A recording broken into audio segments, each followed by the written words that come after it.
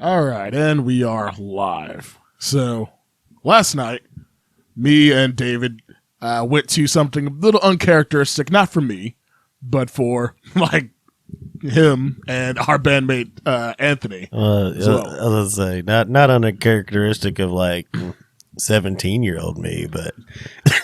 You went to hardcore shows when you were 17? Well, that was kind of the scene that we had to collaborate with. But it was all like that fashion mallcore. Oh, the seed core bullshit? Yeah, everybody had guy liner and skinny jeans, and everybody's running in place, and half of them love Jesus too. Oh, the Christian. In quotations, they just really did it to get bitches. But yeah, very, very uncharacteristic probably of my past 13 years, but goddamn, I had a lot of fun actually. It was a fun show. Last night we went to go see a strong example of Kentucky hardcore in like a little small venue. Girls burritos. Yes. Sponsor us because we said your name too. Please sponsor us, Girls So Burritos. we got West Six and Girls. Like somebody local, like simply sponsor our asses. Yeah, let's say we like money or free food. That works too. Which we did get free food. Let's probably not put that up. I would say I did not. You did not, but my fat ass did, and I was very happy. But I didn't pay for a single beer because it took so damn long to get beer. So you just got some pictures from Anthony's. We're already painting a bad picture of the burrito place. Couldn't get beer. It was a good place, but it was very busy. There was a lot of people there. Yeah. There's probably over 100 people that were at this show. And the 3 bartenders that were there were working very hard. Shout out to Gigi. She's the one we know personally. I don't know if they expected it to be as crazy as it was. I don't know. They've had other crazy shows there. But we're going to see this for Retribution's EP release show. I've looked it up, and it was an EP, not a full album, I suppose, that they were doing. I mean, it's a hardcore record. They're like 25 minutes. It was only like 4 songs, though. It was like, okay. So it's like so it really was 9 minutes long. Yeah, it was like Retribution, and we were there to see our friends in the bands Age of Panic and Buried Truth. Yeah, shout out Andy and Daniel. Danny Brown and Andy Yates. Go way back. And they also had other bands there as well, Raptured and Face Control. And our boy Jordan filled in on bass for Age of Panic too. Yes, so. Jordan, who's currently in Bud, played bass for Age of Panic on this show as well. Yeah, that was a point I was going to make about last night too. There was fucking so many of those people. God damn it! I thought I turned my phone Real down. professional, Dave. Phone's still turned on. Hold on, try to get that completely situated. Okay, we quiet. But yeah, there were some people there I've known for fucking like half my life, just because again, like the early days, there was nothing but hardcore shows. So, like my first band, like we had to play hardcore shows. That's what the kids like. So like we were never necessarily in the hardcore scene, but I was a lot more associated with it. But yeah, man, I don't know. Last night was a lot of love. A lot of people I ain't seen in a while. And had a lot more fun than I anticipated. I did have some enhancements.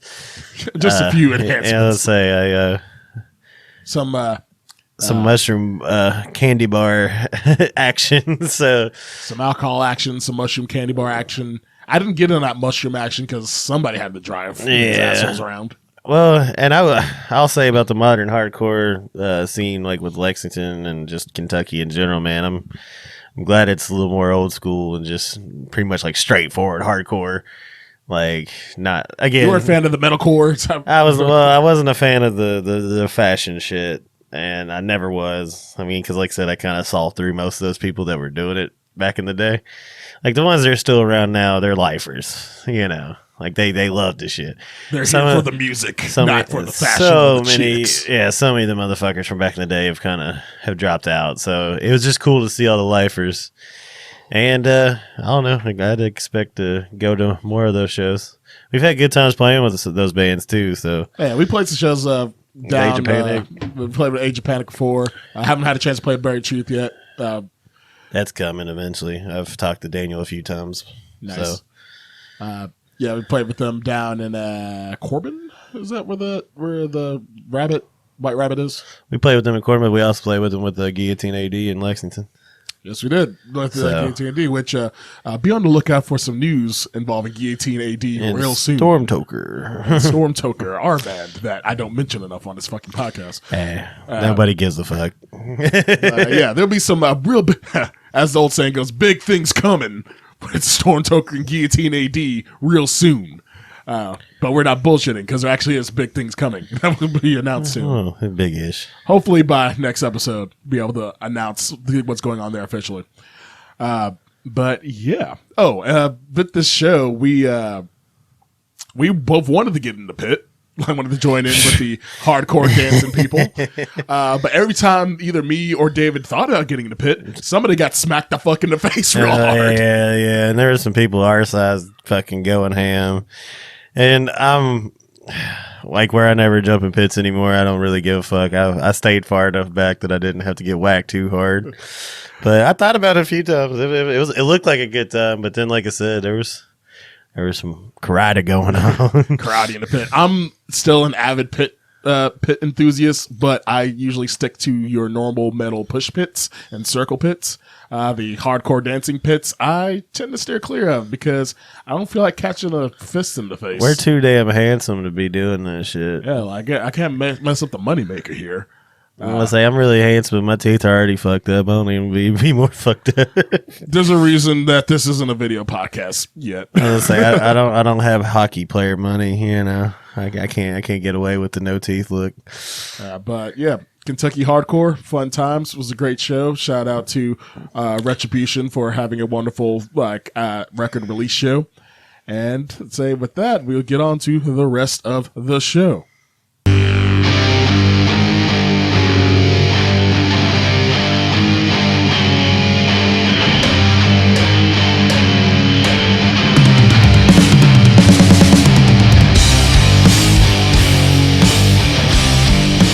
Hard and heavy music fans, and welcome to episode 11 of the Heavy Haystack podcast, a podcast about all things heavy music for music fans like you. I'm your host Donte, and I'm here with my co-host Mr. David Andrew Langley. Hi. He's so enthusiastic to be here, so happy, so thrilled. It's been a long weekend. It's been a long weekend, like this putting in the work this weekend. We've been busy with our Stormtoker band rehearsals, getting ready for our first show of 2023. We went to hardcore show last night, which you just talked about, and mushrooms wear you out too, and doing drugs, and a lot of a fair amount of booze that was indulged last night. Yes, so I drank a 6-pack at practice before we left. These guys, you just going real hard yesterday. Yeah, I had a Jack and Coke when I got home, and I got real burpy, and finally fell asleep.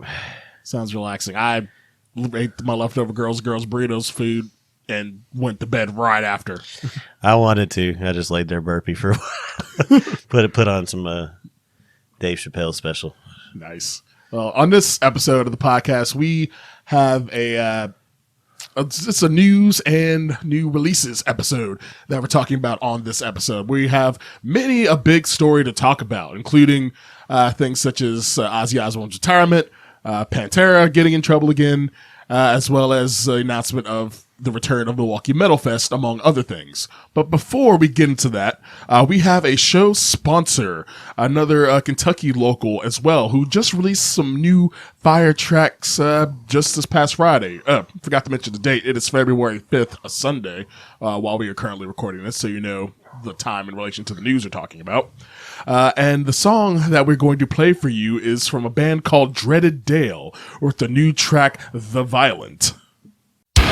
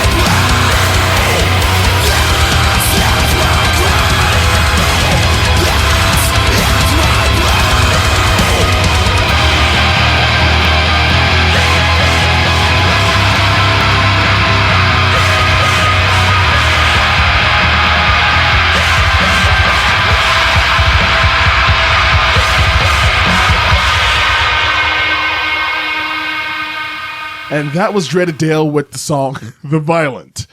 Some nice little metalcore, hardcore action for you. Kind of fits in with us talking about the Kentucky hardcore scene not too long ago.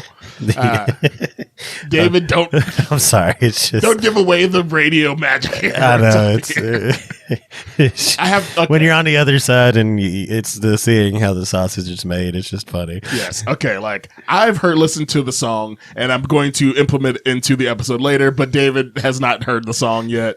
And it's just the way. There was literally no actual pause there. That was a manufactured pause in between the song being played that you just heard. Well, and you started giggling a little bit too, and I saw your reaction going about it because you've seen how the sausage is made. Like I said, how the sausage is made. Let me get back to business here. Freaking like Dreaded Dale song The Violent. They have a Bandcamp, which I just now realized I forgot to confirm that. What the Bandcamp is. It's probably dreadeddale.bandcamp.com. But I don't want to just say that, actually confirming that that's the actual fucking name of their Bandcamp. Yeah, but another good band in the hardcore scene of the state here. But they just been releasing a couple of singles actually recently. They do have, yes, actually my guess was right, dreadeddale.bandcamp.com.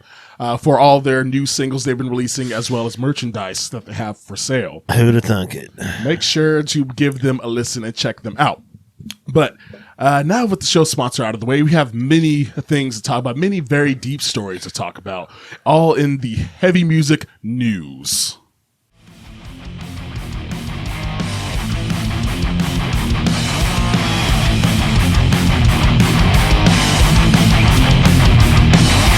All right, I almost knocked off the freaking audio interface. Yeah, you're really good at that. Hey, you're almost as good at almost knocking over the audio interface as you are on drums. Hey, I did not knock over the audio interface yet throughout all this time I've had it on this little mini table we're on. Yet. When I do knock it over, you can talk all the shit you want.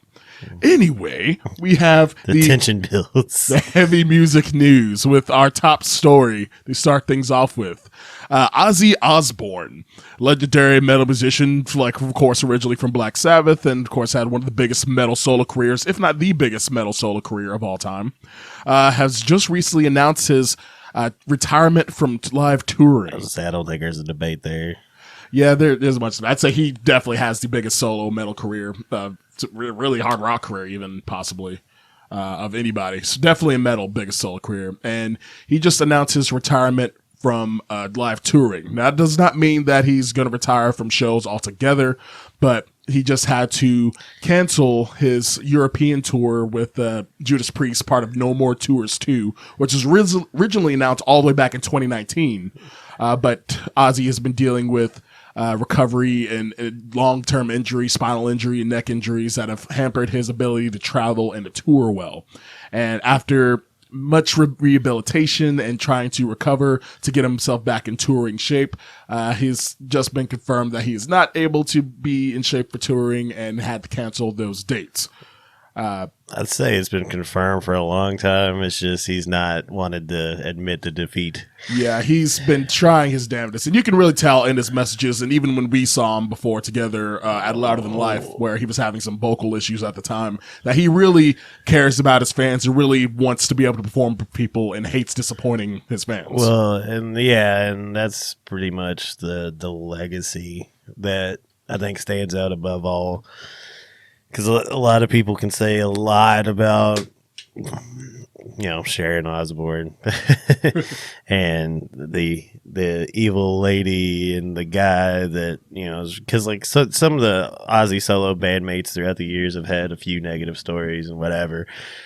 A lot of it rooted with Sharon and stuff. But I feel like the whole thing with Sharon is that she's definitely responsible for a lot of Ozzy's success, and she represents like the dark business side of the music industry that you kind of need to make things what they are. Well, yeah, and it was just as public as it could be. So, yeah, there are some people that the TV star and yada yada. I'm one of those people that I think his exposure to the regular world only helped propel. Because the early 2000s was the last surge period for, I would say, the genre as a whole.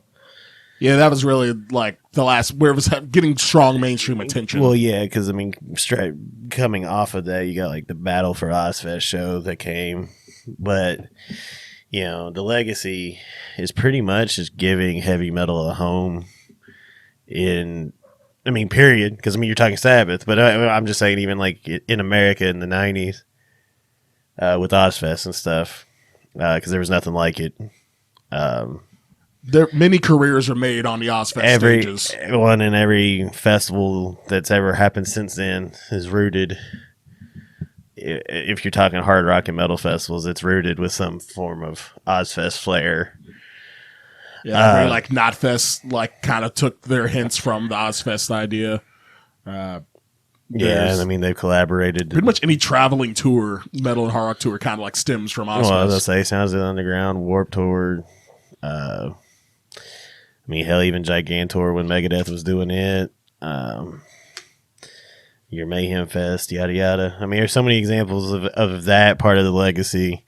I mean, we can sit here and talk about the legacy for fucking ever, because I mean, the dude has found some of the best musicians on the planet to be in his band and put them out in front of the world, and so many offshoots from those bands have come out. And like I said, obviously the Black Sabbath legacy of starting the entire genre as a whole. It's hard to understate how much importance Ozzy has. And it's sort of weird doing this whole, because it sounds like we're doing like a In Memoriam retrospective, but the band's still around.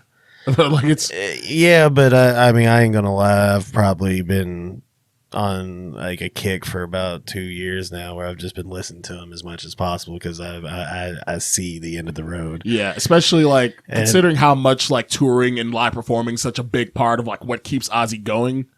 It's something that's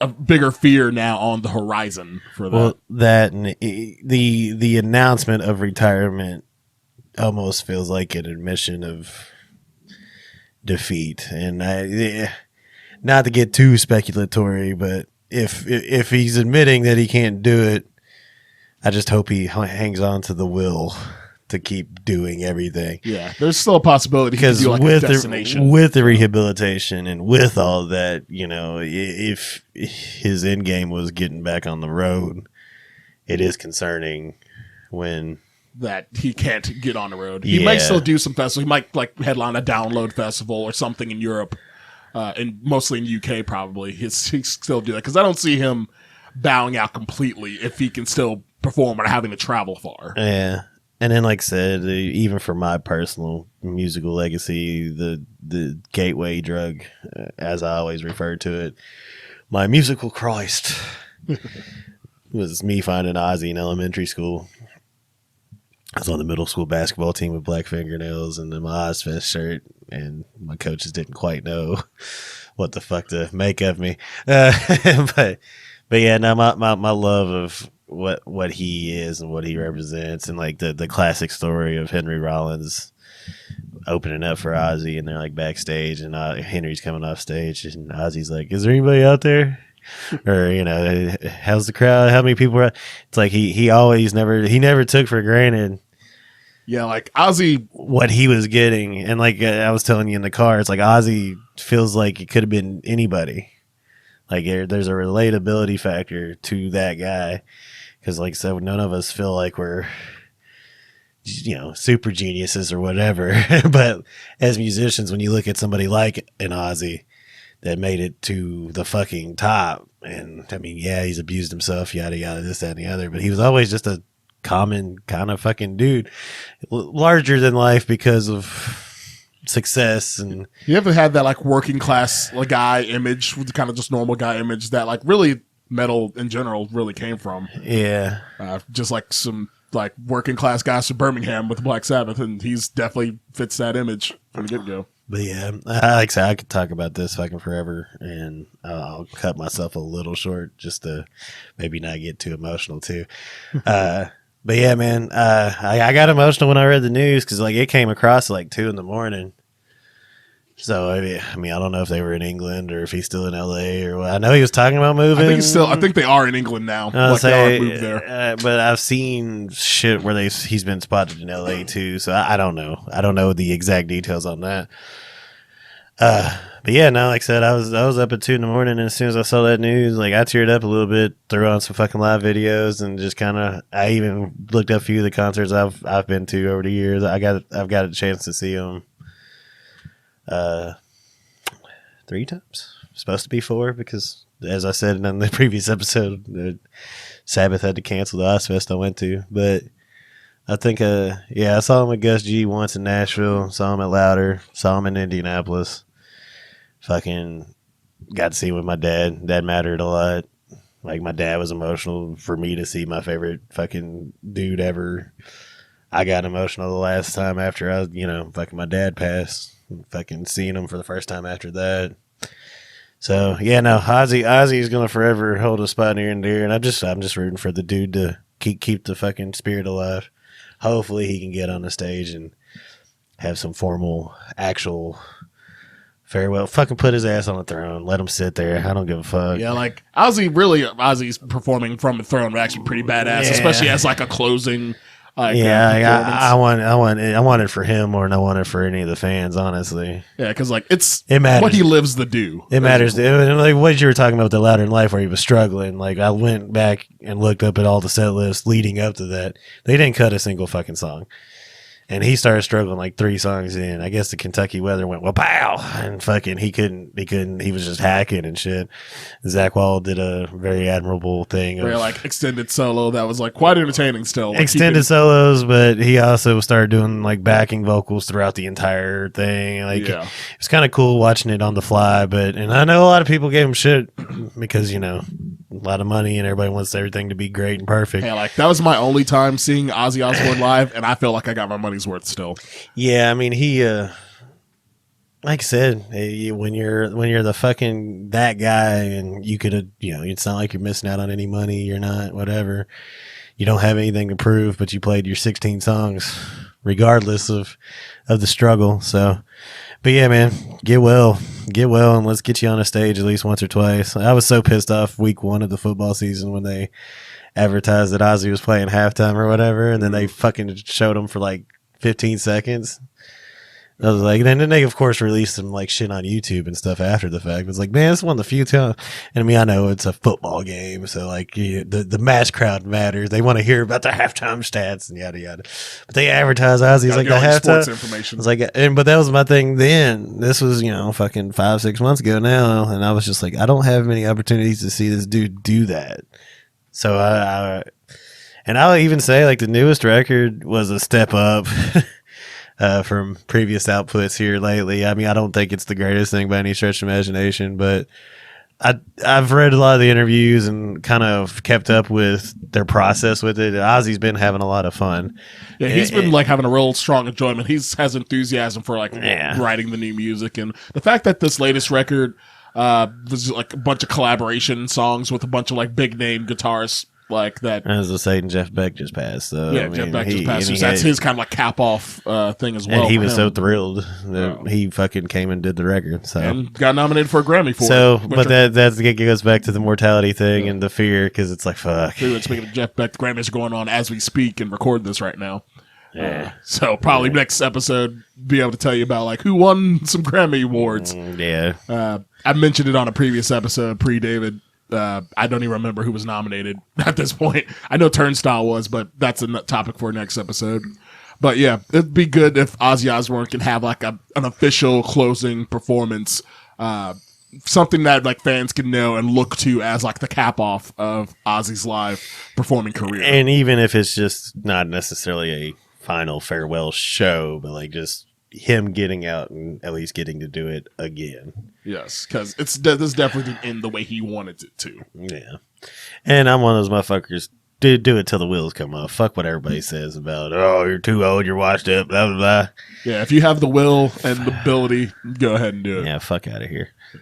But hope all good, positive thoughts to Ozzy. Hopefully he's able to recover to continue performing at some point. Yeah, get well, Uncle Ozzy. Like I said, he might as well.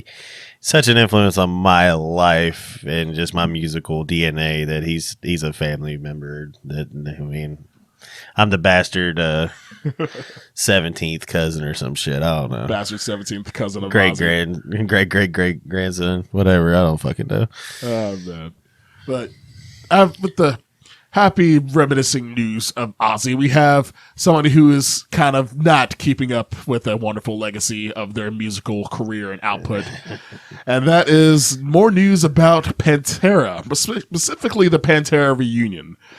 They've recently been kicked off of the German festivals Rock am Ring and Rock am Park, as well as a headlining performance in Vienna, Austria, due to frontman Phil Anselmo's past just like not very kosher behavior with his whole dime bash Nazi salute that he did, as well as other things he's done over his career for a long time. Let's do this reunion and honor the brothers while I fucking shit on the legacy of the brothers by throwing up a fucking Heil Hitler and goddamn dime bash. Yeah, that was things like there's a lot of people that are in support of Phil Anselmo, defending him, saying that was something that happened just a few years ago that he apologized for, and at the same time trying to criticize Germany and Vienna for like their past history in World War II, which is a little ridiculous to say. Well, and as a dude who,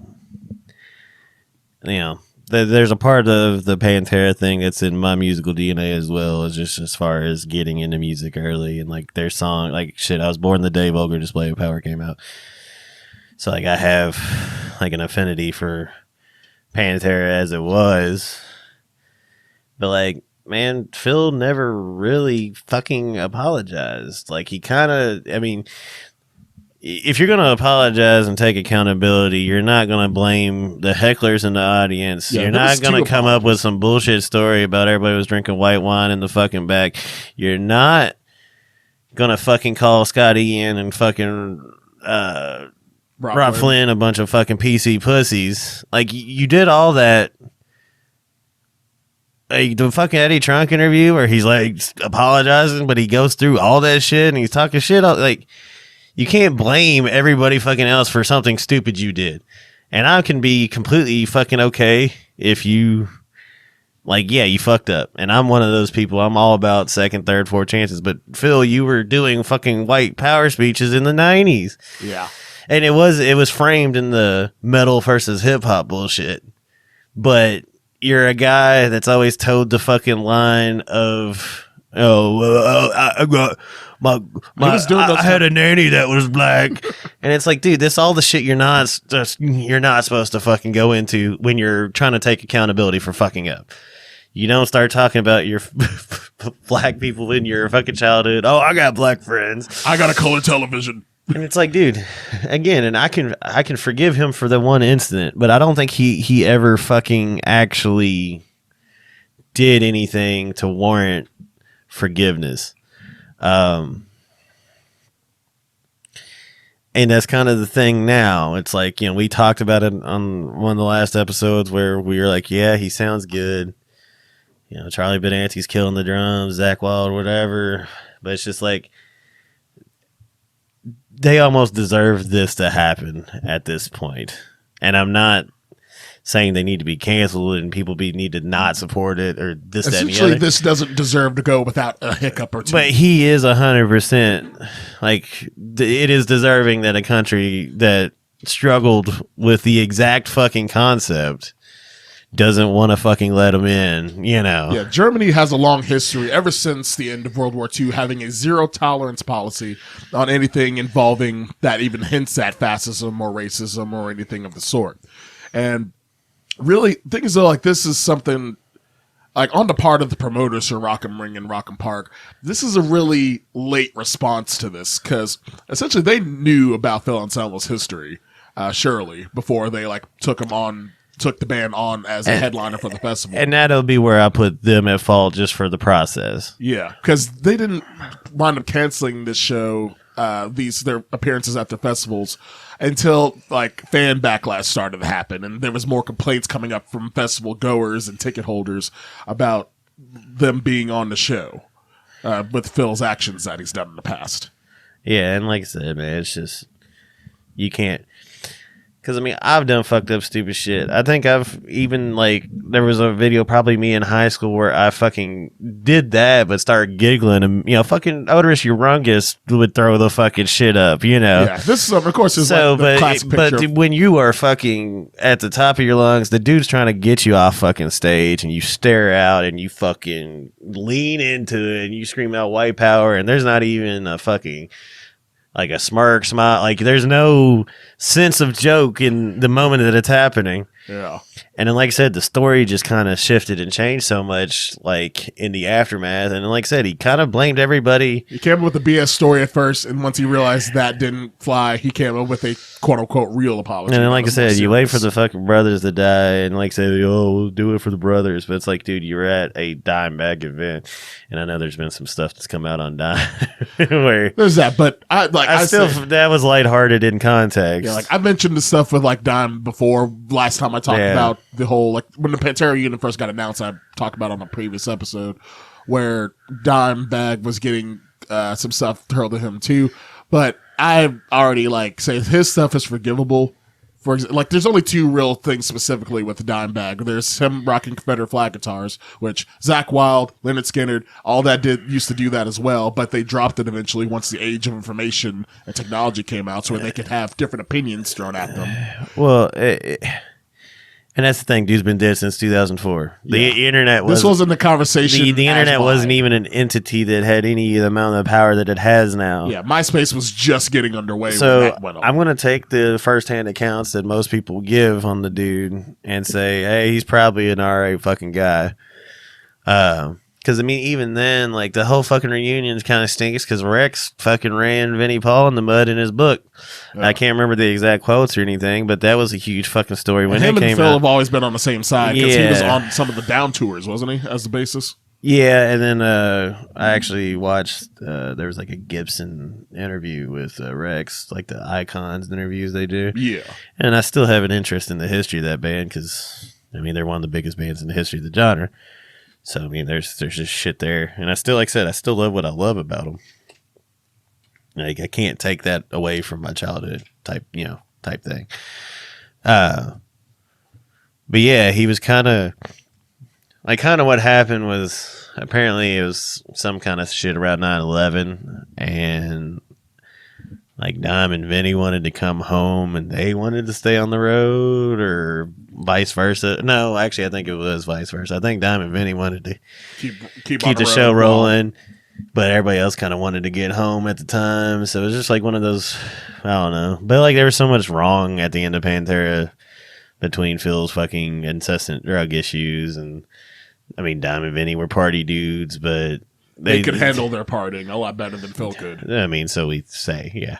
There haven't been any instances of them being I mean, yeah, all the at least not big stories and whatever. And this might age poorly, but so thus far, no horrible stuff has come out, but not damnable stuff. It's just like, Phil, fuck you. You deserve what's happening right now.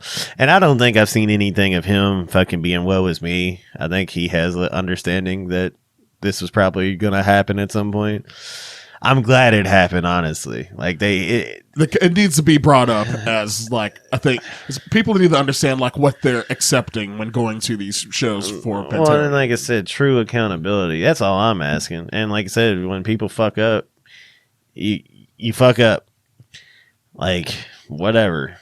But like I just, every interview I've read, because I actually went down this rabbit hole before all this. Like I just kind of revisited it about probably 6 months ago because I was just curious about a few things. I won't go into like why I went super into it, but I just kind of, actually I was kind of getting on a NSBM, like why the fuck it exists and like who's actually those bands and like whatever.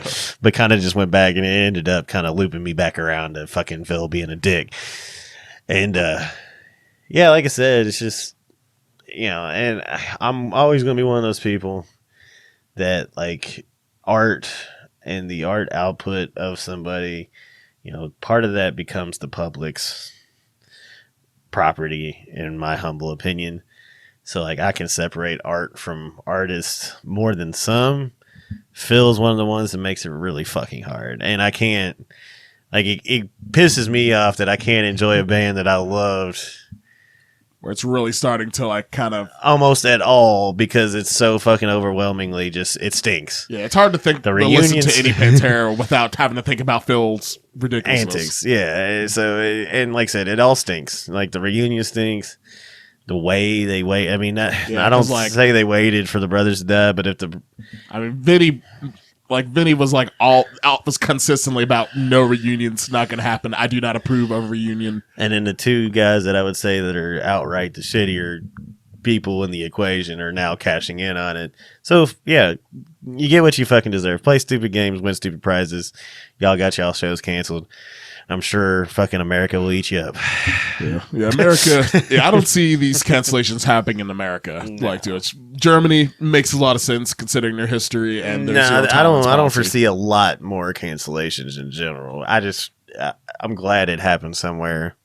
And like I said, I'm not even necessarily saying that it should have happened, but I'm glad it happened. Like I said, fuck Phil.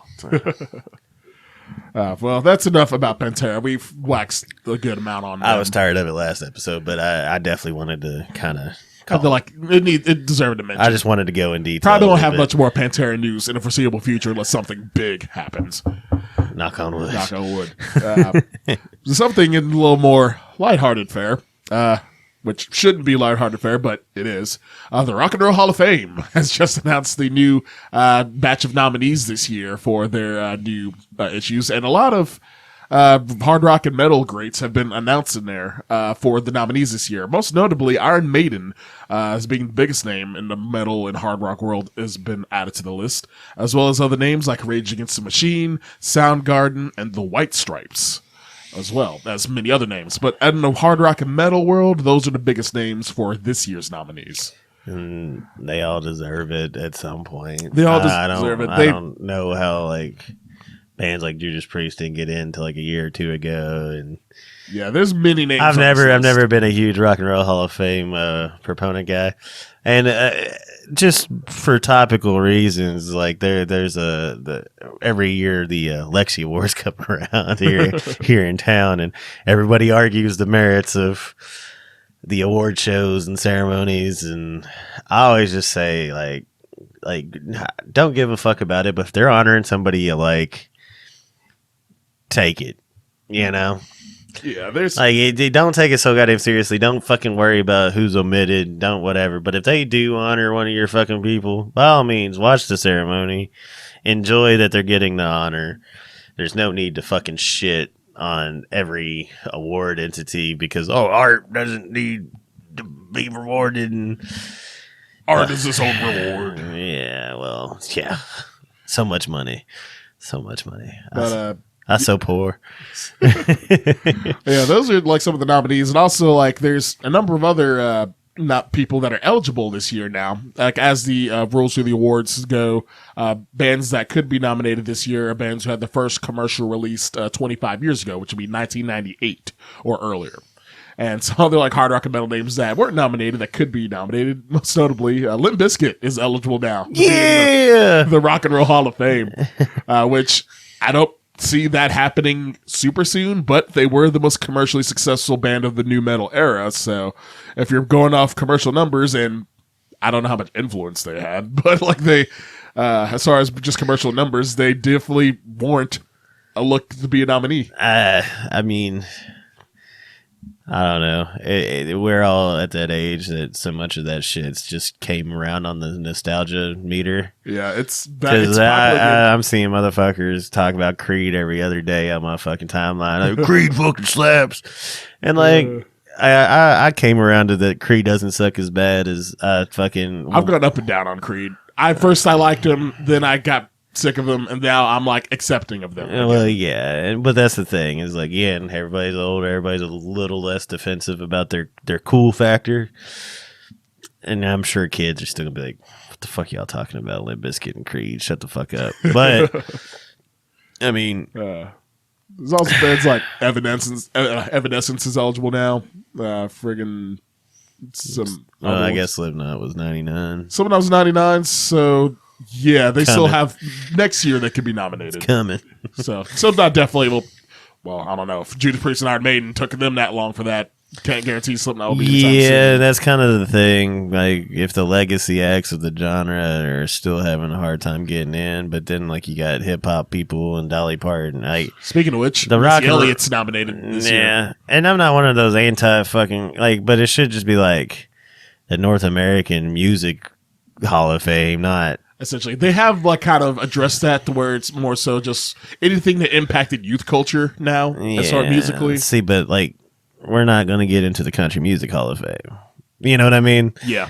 It's like if you're calling it the Rock and Roll Hall of Fame, should be Rock and Roll Artist. Yeah, Rock and Roll adjacent. If they wanted to change the name to the North American Music Hall of Fame, like you mentioned, I'd be like, cool. Missy Elliott definitely deserves. It fucking make a lot more sense, and a lot of your shit bagging and fucking pissing and moaning about it would go away. But essentially, that's what it should be considered and called now.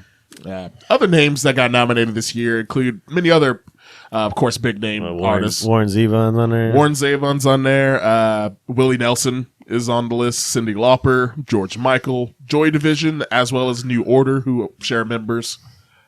Missy Elliott, who we've already mentioned. Sheryl Crow and Kate Bush. Not a fan of Sheryl Crow. Well, no. I mean, I couldn't tell you what her songs are. The first cut is the deepest. Oh, she's the one that sings that. And then what's the other one? Shit. I don't know. She did Picture with Kid Rock. I know I've heard that song. But I put your picture away. Oh, yeah. That. Yeah. Okay, I see what you mean now. I ain't seen the sun in 3 damn days. Yeah. White power. Go Trump. Oh, whatever. Yeah, so. I'm not too fond of that. Of her nomination now. Yeah, well, what is the other one? Fuck, there's like one in particular that's going to drive me crazy. It's like another fucking.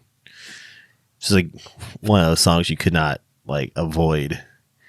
I'll remember it like in 20 minutes and I'll interject by singing it probably. I do like their hip hop choices since we're just accepting that hip hop acts are going to be nominated. Missy Elliott and A Tribe Called Quest are definitely worthy additions to the North American Music Hall of Fame. Well, fucking as I say, as far as that list goes, yeah, they're all pretty well qualified. I mean, I would say that Maiden is long overdue. Long overdue. Considering but so was Judas Priest. Metal all stems from Iron Maiden, essentially. Let's say so was Judas Priest, and so was Sabbath when they finally fucking got in. So I mean, it's all long overdue when it comes to the genre that we're speaking of truly here. So yes. But yeah, Rock and Hall of Fame. Probably there's some cool nominees. Good Iron Maiden's finally. Dude, I remembered it. This is I wanna soak up the sun. Blah, blah, blah, blah, blah. Yeah, Sheryl Crow. Fuck her. I don't even know what song that was, but okay. Yeah, no, that one you could not avoid. It was everywhere.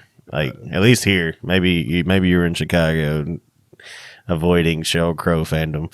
Probably. It was all 90s hip-hop and R&B when I lived in Chicago still. Yeah, all these white bread motherfuckers from around here love them some Sheryl Crow. I know I've heard we heard white bread stuff up in Chicago. Had to go downtown to hear it, but we did hear it sometimes. Speaking of white bread motherfuckers, or at least painted white motherfuckers. I'm back to my negativity on here, but it's like negativity I like. I'm just like, yeah, fuck Phil Anselmo, yeah, fuck Sheryl Crow.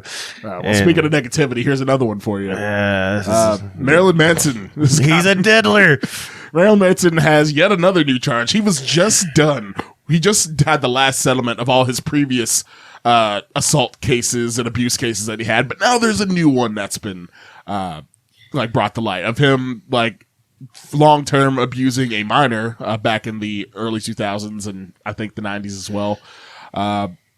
I've only wanted to touch on this briefly, so I didn't dive deep into the details. I read an article on it once, but it's just another addition to Marilyn Manson being a creepy fuck.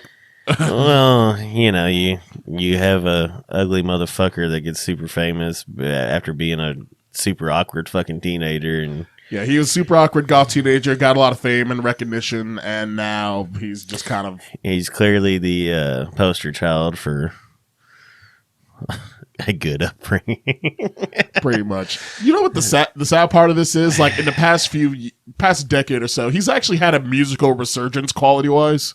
Like his music's gotten good again ever since the Pale Emperor album. So I will say, back to the separating art from artists, like I knew a lot of people whose entire personalities were dictated off the existence of Marilyn Manson. I've met many of those people, and they had their issues when this stuff came up. And like, again, I tell y'all, if it meant something to you musically at some point, you don't have to be like, no, I can never listen to this and have the same value. But if it does move you that way, I'm just saying, if you're conflicted and you're enjoying the music, fucking enjoy the music. Like, they don't get so goddamn caught up in fucking being like, fuck this guy. Don't spend money on him.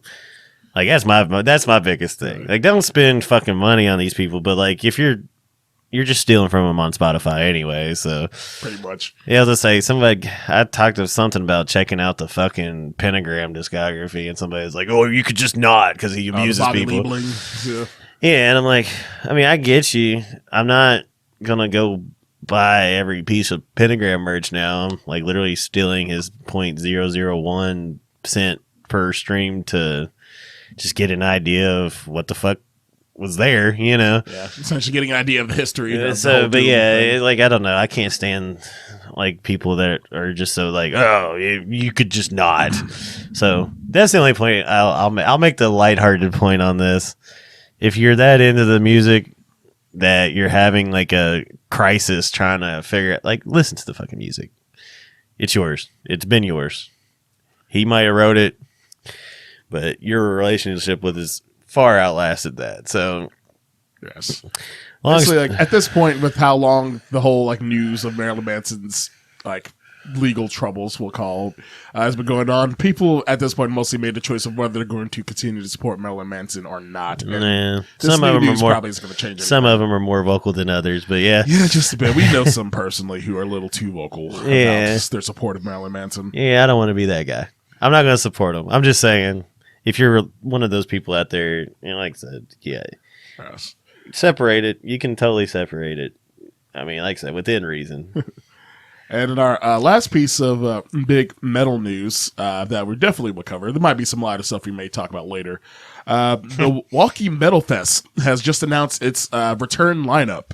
Of course, Milwaukee Metal Fest is a very notable metal fest taking place in Milwaukee, unsurprisingly.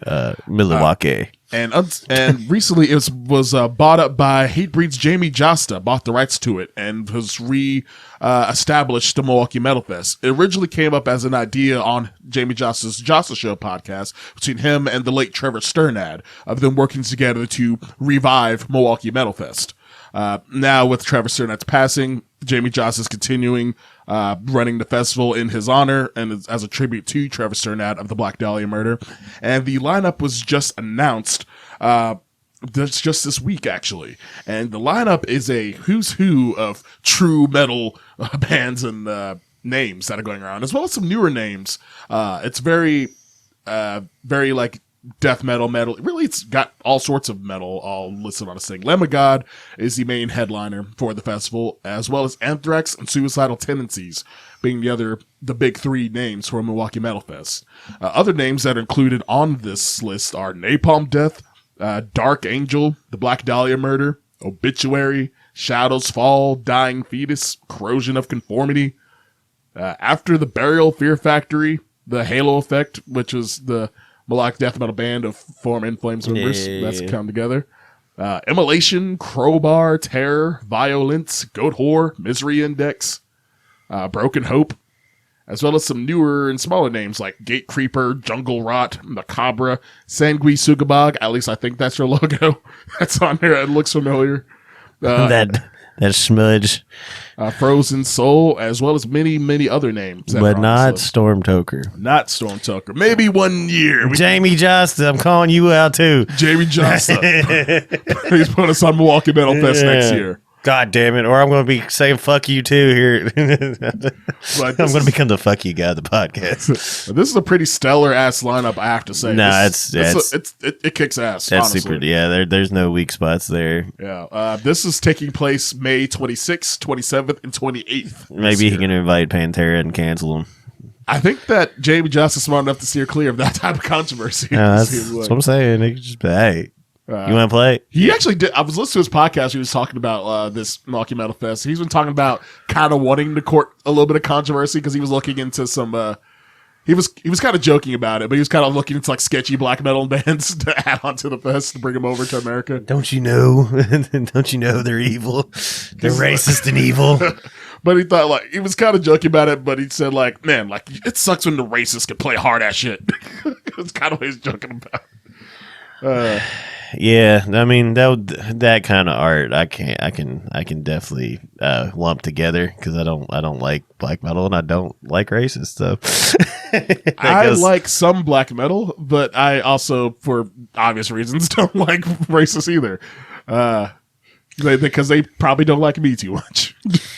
Yeah, well, and like that's my problem is I always find out about these bands being that way like way later. Like I'll hear the band or somebody will recommend it to me, and then I have to fucking like scour and make sure like. Well, then I have to be like, why? Who recommended me this? Like, it's like, why do you like them? Yeah, but I think it's one of those things that nobody. I mean, they just hear a badass band or what they think is a badass band, and then they fucking come out later. It's like, oh, because I don't listen to lyrics. Or I don't listen to fucking vocal. Like it's kind of hard to hear lyrics and not. I'm just saying in general. Like I'll listen to how they are delivered, but I usually don't dig into unless you're like I'm a fan. Yeah. But I'd almost never dig into lyrics and shit. So like I could totally be fucking bumping some terrible shit and then be like, oh god. But yeah, no, it's not happened too often to me. But yeah, there have been a few where I'll be jamming and then I'll be like, oh no, they're really, really, really, really bad people. I had one instance like this band isn't a racist band, but like some of the lyrics were just, like kind of funny because have you heard of the band Samael? I've heard the name. Yeah, they're kind of like they started off as Samael. Yeah, they started off as like a more typical black metal band, but in recent years they've started mixing like industrial metal elements and stuff into the sound. Yeah, I've heard a little bit of them. And on their last record, or at least the last record that I remember listening to of theirs, they have a song that is titled "Black Supremacy." Which is basically talking about black and darkness in general, black metal and like just darkness and evil stuff in general. But the lyrics of it are all just like black suit, black tie, black power is one of the lines. God and this damn. white ass German band like has a song where the chorus screams black supremacy. And I'm like, yeah. Well, I was gonna say German metal bands can toe a line just by how they sound sometimes. Yeah, because like you hear somebody screaming at you in a German accent, and you get a little nervous. Well, I was gonna say you slap Hitler's head on the singer of Creator, and I'm like, oh no. Billy's Italian though. He's just like German by nationality. He's been around him enough. Because he does have that. He's the angriest sounding singer in metal, probably. I'm gonna say Sodom's got a little bit of that too, where it's just like the whole Teutonic thrash scene, really, just all like German accented yelling. But Tankard, they get a pass. They're just fun loving alcoholics. And there are people. There are people. I do. Tankard's all right. Yeah, Milwaukee Metal Fest. That's something. If I had money, I would love to go to that. Say if I had money and it wasn't so far. Because it's only 7 hours away to get to Milwaukee from here. If I really wanted to plan for it, it would be doable. But we got our own shit during that time period. Yeah, that's the problem. We're just broke ass. We got enough shows to go to and play around that time in May. But yeah, Milwaukee Metal Fest. Jamie Jossa doing the Lord's work. Where is that? Like exactly? What's the building? Like, are they doing it like in an arena? Or it is at amphitheater. It's at a venue. The Rave/Eagles Club is where it says it's taking place. Huh. I have no. You said it's multi-day though, right? Yeah, it's a multi-day fest. Okay. Cool. Yeah. It's a multi-day fest. So yeah, looking at the number of bands, you can split that up amongst 3 days and fit it all in one club. Yeah, like 12 bands or so a day, probably. Yeah, that's probably what's going to happen. And it should be a really good. It's happening though in like a club though. Well, I guess with Lamb of God and Anthrax, I guess if you have those must be the headliners on each one of the 3 days, so that makes sense. Yeah, I mean, it could be. I mean, if it's 5,000 people. You're getting 15. Assuming it has to be a pretty big venue, I Yeah. assume. But yeah, Milwaukee Metal Fest. This is it's real cool, and that's the last piece of news we're definitely going to go over today. So let's move on to what? Well, I mean, is there anything else on the news docket, or there are other stories. Nothing that's like too pressing. We have another lot of news. Corey Taylor of Slipknot fame is working on his second solo album. Pass. Says just burn it with fire. Okay. Pee in his shoes. I don't give a fuck. Stop it. Don't do it. No more Corey Taylor solo records. CM motherfucking T, where the fuck it was, can suck ass. Like, fuck Corey Taylor. Right. No, I'm not that angry. I like Corey Taylor, but that Slipknot solo album's fucking terrible. Yeah, it was. He says this new one's going to be heavier, more Slipknot in it. Well, again, do that with Slipknot. Quit. Stop it. I'm over Corey Taylor. So no Corey Taylor news. Pass. Yeah. There's Panic at the Disco breaks up. Pass. Well, yay, but pass. I just want to mention I think it's kind of hilarious how the fans are going yay for this happening, because it said it hasn't been a real band since 2012 or something like that. Avatar announced their Dance Devil Dance tour with Veil of Maya and Orbit Culture. That's coming through Lexington, which I'm hyped for. Yeah, I mean, that's cool. We're about to talk about them, so whatever. Yeah. Mr. Bungle and Melvins have a U.S. tour going on. That's cool, too. That is cool. So, yeah, we can rapid fire this shit. Yeah, we can rapid fire through these.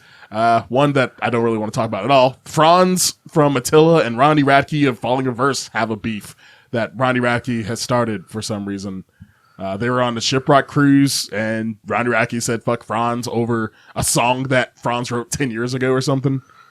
It's stupid. It's dumb. We don't need to go into I was say that sounds about like scene drama that it's scene should drama not exist when that you're they're just going back and forth on TikTok. two professional bands. Yeah. Job for Cowboys playing their first live show in 7 years at Blue Ridge Rock Festival. Cool. Pass. Blue Ridge Rock Fest has been notable for having a lot of reunions recently, including the God Forbid reunion and Kitty reunion as well. I feel like that festival's a logistical nightmare, but probably I haven't been. I haven't heard of a lot of people that gone either, but I don't know. They just book. It's over in Virginia, isn't it? Yeah, or West Virginia. Yeah, I don't know. One of those, but it's one of those two Virginias, by God. But yeah, no, I don't know. There's always just so many motherfuckers on it that I don't even understand. Like, again, logistical nightmare. Yeah, I mean, if it has run smoothly and been fine, like I ain't heard anything bad about it. Yeah, I just. When there's that many bands on a fucking fest, I'm just like, why do I need 120 bands in 4 days? Like, I can't see all of them. No, you're gonna miss somebody. And I'm one of those motherfuckers. I hate the overlapping aspect of festivals. So yeah, they really need to put like strongly different genre bands when you're playing at the same time. Yeah, make it where like there won't be as much overlap. Because like if I were to see a metalcore festival, like I don't want to see Killswitch and Trivium playing at the same time on different stages. I don't like having to make those choices. That's for sure. Well, it's in a funnier story. You know what Cameo is, right? That little app where people can get like a happy birthday message from some celebrity or whatever. Yeah, where all the fucking cute local bands decide to pay somebody and say, "Hey, check out so and so's record." That's some lame ass shit. Yeah, every time I see it, and it works. It's the sad part. I've seen so many people actually get like fucking like a rub from it. I'm always just like, you all do know that they spent like $200 for this dude to say, check out. Too much money on advertising. And most of the time it's not even ironic. Like, it'd be funny if it was like an ironic thing. Like if I got fucking Sheryl Crow to do one for me. After you just talked yeah, like if I just got Sheryl Crow to be like, check out the new Stormtoker record. It'd be kind of I would actually geek out at that. If he had the money to blow, I'd be down for that. Yeah. But anyway, about the Cameo thing, somebody Sheryl Crow's this episode's Imagine Dragons. Pretty funny. Like, why the fuck are we talking that much about it? I was expecting to go this in depth on Sheryl Crow on this episode. But on the Cameo app, somebody was trying to get a Cameo message from the lead singer of the 1975, known as Matt Healy. And they accidentally ordered Matt Heafy. Ordered a Cameo from Matt Heafy, who thought that was humorous and decided to go, hey, you probably don't know who I am, but here's your happy birthday message or whatever. You know what I'm saying? Listen to trivia. Like, hey, you got a much better band out of it, and much cooler frontman to talk to for your little Cameo message. Happy little accidents. Only one other little piece of little news that I wrote down, and it's another tour. I forgot. This is for a magazine tour. I forget which, if it's Revolver or what. I should have wrote that down. But it's a tour with websites. Yeah, one of the websites. Yeah, let's say they're not magazines. I mean, they not I guess, anymore anyway. But I'd say, do they still? I mean, I actually don't. I don't know if they sell know. physical print. I think they would lose money if they tried to sell physical magazines, possibly at this point. See, I don't know because they ran those fucking subscriptions so fucking tight. Like they were like $12 for $12. So yeah, I don't know. But I was a lifelong Revolver dude until it just became logistically like stupid because like everything I read was on the internet. Once the internet got fast. So I forget which publication is the advertiser or for this tour, but there is a tour with Dark Funeral, Cattle Decapitation, 200 Stab Wounds, and Blackboard. That sounds like a North American tour. That sounds like a Metal Hammer or something. Yeah, it's one of those. Oh, it's Decibel. I remember now. Decibel. It's Decibel, yeah. Yes, which that makes sense because Decibel puts a big focus on the extreme bands, extreme metal bands. It is not Metal Hammer. Yes, definitely not Metal Hammer. Metal Hammer is all about classic bands these days, and UK bands at that, being a UK publication. But Dark Funeral, Black Metal Legends, Cattle Decapitation, Death Grind Legends as well, who have a new record coming out. 200 Stab Wounds, one of the upstarts in the new wave of American death metal, which I'm just going to keep calling it that's name because it's not an official name people are giving it, but I'm calling it that. Maybe we start something. 200 Stab Wounds and Blackboard, who I don't remember. Something for somebody to fucking dispute you on TikTok. Pretty much. But yeah, that tour is happening as well. Fuck TikTok commenters too. Somebody did not appreciate David's opinion on Sleep Token on a previous episode. And what was funny, I was like, I mean, get used to me being wrong. There's a lot more of it coming. And then he was like, oh, Mr. 58 followers. I was like, you just commented on our podcast shit, and then you're going to come after me? Because I've never tried to even do anything on TikTok, really. Yeah, like, I got one TikTok. I'm a show man. I put that on the Stormtoker TikTok as well. But it's just fucking hilarious. It's like, Mr. It's like you're commenting and like talking on our shit, and then you're gonna be like, oh, y'all ain't big time. It's like, well, you're big enough that you found us, motherfucker. Oh. I'm pretty sure my profile has more than whatever he had. If I his like profile picture was like a truck. So like, yeah, he has the personality of most of Kentucky. Pretty much. Yeah, that's the last bit of even like the lighter news that we have. So I guess now we can move on to the new heavy music singles.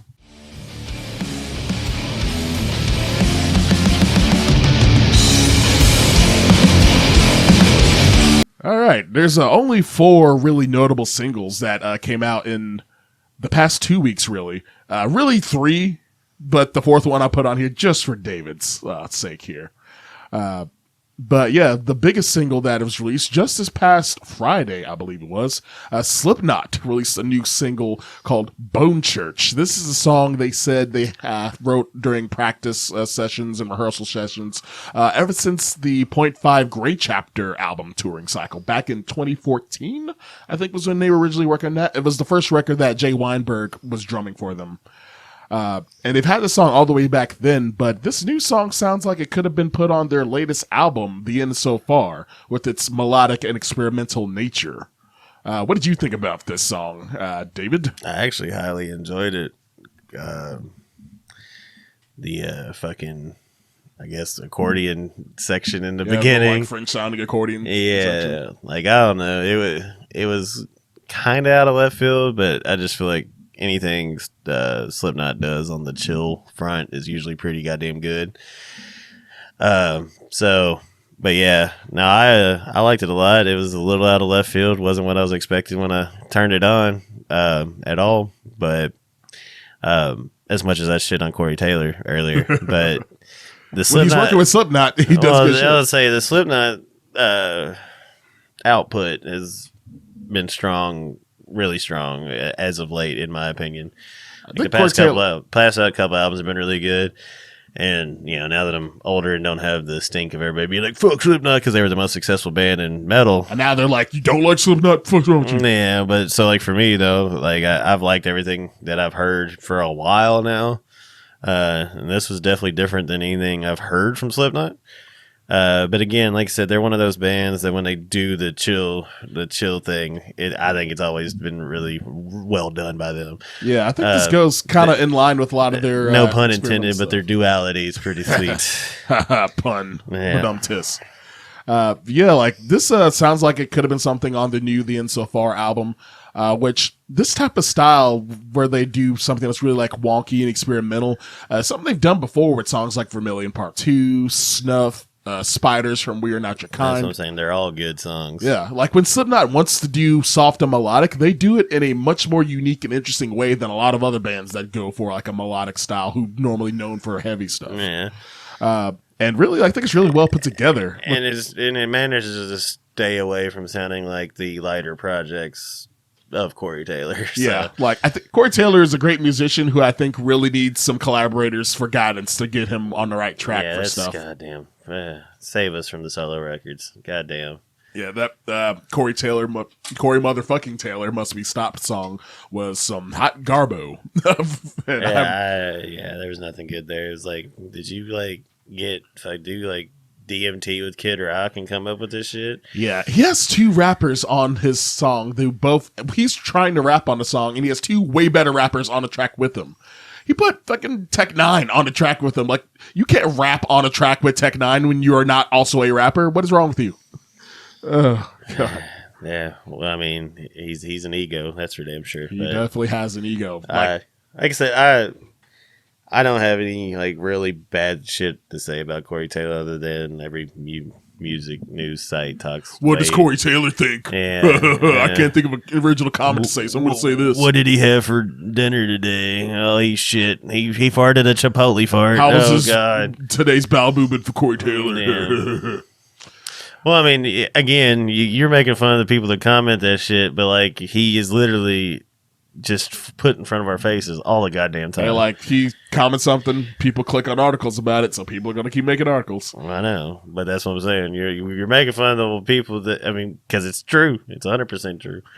Both ways. The commenters are just as annoying, but this is it was a nice single from Slipknot. Of course, they are going to be out of their contract with Roadrunner Records come at the end of April, I believe it is. And they'll be fully free agents, being an independent band for the first time in their career since they signed up with Roadrunner way back in 99 when they first released their debut record. So it's be interesting to see what crazy stuff they're going to release once they're free agents in the Slipknot world and camp.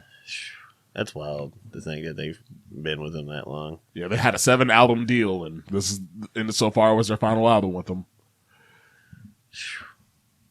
I want a deal. Do you want a 7-album deal? I want to be Slipknot. It'd be nice to be Slipknot, but no, I don't. 7-album deal these days deal, yeah, no. Wouldn't be worth much. You want your independence as soon as you fucking can. Sunset clause. If we ever do sign a big deal, sunset clause. Like maybe a 3 record. Keep our publishing. Yeah. Yeah, right. But yeah, I don't know. I think I'd bite the apple if it was like 3 or 4 albums. If this is a good label, if 3-album deal, I would do. Because that's like that. Depending on how long it takes you to make a record, that could be 10 years. That could be 6 or 7 if you're real quick about it. And of course, you got to tour harder to make that stuff make money too. Well, that's the thing. So many bands just kill themselves trying to fucking fulfill. So that's why it's like anything more than 3 or 4 is like, yeah, like 3 is a whole career for a lot of bands. Well, and then like especially like because some get to those major labels and then they get dropped. Yeah, so Shadows Fall for one. Let's say you make it, and then Shadows Fall is the king of metalcore, and then you make it, and then you're the least on in the big pond, and you get 8. Yeah, because like hey, you could be the biggest underground band, but you go on a big label, and now you're the smallest fish on this big. That was label. Something a friend of ours said as far as because I mean, and I won't say the label and the band, but just because I don't want to put that out there, juju out there, but yeah, he was kind of like. Yeah, some of these labels are really fucking cool if you're the priority. Yeah. But like if you're banned, 30, hey, they might make some money. If you're banned 60 out of 70, yeah, you're not getting much love. Yeah. So That's how I wonder how bands on Napalm are, because Napalm, I looked at their there's list. so many. Their current, I counted their current bands list number of bands on the roster are like over 100. It's like 97 or like close to it. And I'm like, because every other new album that I see released in the metal world is a Napalm band. Some bands do well. Other bands got like 2,000 monthly listeners on Spotify. Well, I'd say I've seen one that was on there for quite some time. Again, won't throw the band out there, but there was maybe like 6 people at the show, and it was like me and 4 or 5 other people. Because I was hype on it. I was like, "Fuck yeah, this band's coming through Lexington, cool." Woo! Went to it. I was like, "Damn, nobody likes this." I mean, not nobody likes this, but it's like I said, it was almost baffling. It's like, you have a record label for what? Because I mean, hell, You can do this yourself. I would say we've done it. It's it definitely there is a strong argument for staying independent now. Because I mean, that's kind of my thing. It's like, unless it's just too good to pass up, You gotta have like a real strong deal in order to make working with the label worthwhile. I'd say if it's just, all right, hey, y'all are gonna fucking introduce us to whoever, and it's not like we're not selling souls. It's just like, hey, we'll help you. Like that. Those like, we could get you on because some that's good most tours. deals now. Like, honestly, on our level, that's gonna be the first deal. It's like, oh, we're gonna get help. Yeah, it'd be like, all right, We're not getting. We'll give you a music video budget, and we'll put you on these tours. Yeah, and we'll post you on our shit. Yeah, which like it. For a first deal with a reputable label, that's fair for our first deal. But yeah, no. Which, I mean, really, the Too Good to Be True deal, I don't know if that even exists anymore. You're like, too good to be true. You get a 360 deal. We'll push you, but we're taking a cut of everything. Yeah. As far as the metal world, I don't know what the return is on that anymore. Not very much. But yeah. So, this is about Slipknot Bone Church. And we kind of... It's a great song. It's great. It's a good song. Next up, Unearth has returned with their first single in a good while. I think their last record was in like 2019. And they unearthed this new one on us. They unearthed a new song called The Wretched, The Ruinous. A new song from Unearth, and it sounds like Unearth. Quality version of Unearth, though. They're consistent. They're consistent boys. A very unsung band from the era. Definitely when I saw them, because I mean, I had their third album that I bought like around the time, like probably like I don't know if that was like 2006, maybe somewhere around that. Yeah. So like I was kind of into them and kind of fell out because, again, like anything that had the core slapped on the end got kind of shit on for a while. It's like fuck any metalcore, hardcore, deathcore. And again, it was more so everybody else around me fucking trying to slam the salami down my throat that I just was like, all right, fuck core, fuck everything core. But when we finally saw them at Full Terror Assault, man, they were one of the fucking tightest bands there. There's a lot of fucking tight bands on that festival playing a lot of Unearth crazy professionals shit. Play. Like I saw them in a tiny little venue in Cincinnati.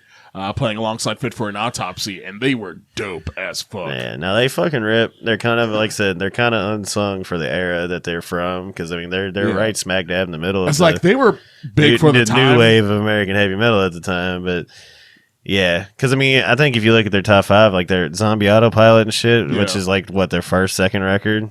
I think it was like one of those. Like so I mean they have a legacy following, because like the following goes back to the OG days, and everything I've heard had never really had a drop off. Like they're a damn good band, and like I said, I feel like they're kind of unsung heroes of the era that they came from. Like nobody really talks about them. Zombie Autopilot, My Will Be Done is their biggest song by far, and that one was from the album that came after that one, The March in 2008.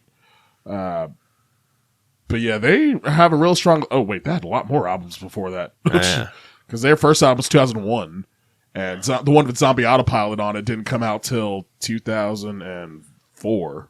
Okay, so that was their second album, The Oncoming Storm. The Oncoming Storm was the one that I had. Yeah, but then their biggest song was from The March in 2008. That's 1, 2, 3, 4, 5, 6. 5 albums deep, because that's a live album. So yeah, they have a long history. They've been consistent. Like there's never like a bad I haven't heard anyone saying like a bad Unearth record really. Yeah, no, like I said, because that was a lot of people. Because like Full Terror Assault was not the designated crowd for that band to do well. Yeah, they've been kind of opening up their stuff a little everybody came out of that fucking set going, oh shit, these dudes fucking rip. So yeah, I think Unearth is really a good toe dipping band for Full Terror Assault Festival. Like, if you're not familiar with Full Terror Assault, they kind of lean more so towards death metal and thrash metal. The extremes. Because I mean the undercard is nothing but grind and death metal and like some like vocal thrash or stuff. Were you there? I was at Full Terror 3. So you didn't see Elbow Deep, did you? I don't think so. Elbow Deep. So the name is already Elbow Deep. Disgusting. Oh, but that's some grindcore shit. Yeah, the dude fucking like beat his forehead till he was bleeding and like fucking stapled 100 to his nutsack and nice. Did all kinds of crazy shit. But, like, I remember being kind of close to the stage for a minute, and then I started seeing I was like, I am going back this way because I'm backing the fuck up. I mean, not to talk shit, but I don't know if you got hepatitis or not, and you're using a staple gun on your nutsack. Like, I doubt that's sanitized. Yeah, you're it's pretty fucking gross, man. I ain't gonna lie. but yeah, for that festival, like I said, it's kind of the extremes. Like Unearth would have been like I said, there's not a lot of core bands that go through that unless you're grindcore. Grindcore will be on there. I think it's like grindcore is just like death metal that's a little simplified. Yeah. So, but yeah, now like I said, Unearth was definitely kind of on the clean side of what. Yeah, and they're very like as far as metalcore, they're a very metalcore band because they do sweep picking guitar. The guitar work you can't deny in that band. Now, like I said, they're damn fucking tight. They were awesome. I say if you're trying to get like a true blue vest metal head like into metalcore, Unearth is a great gateway. Yeah. But yeah, their new song, "The Wretched and Ruinous," it sounds like what you expect another track to sound like. It's got some nice riffage going on, some nice. I don't know if it was sweep picking, but there's some cool guitar solos happening in it.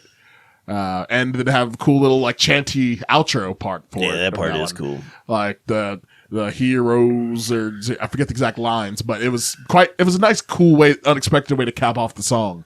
That like kind of makes it feel a little more epic than like a typical song would feel. I was trying to like think of some way to do like a chanty Sheryl Crow song, but I'll just say that I tried. I'll just say that I tried. Yeah. But yeah, new Unearth track, Wretched and Ruinous. No news on a new album yet, but they are definitely due for a new record because the last record that they did came out in 2018. Extinctions was their last album, and that was well received. I love that album a lot. It was one of my favorites of that year. Extinctions had tracks like Survivalism and some other like wonderful tracks on that one. I liked it a lot when that came out. One day we'll have to budget to be like, hey Jamie, look up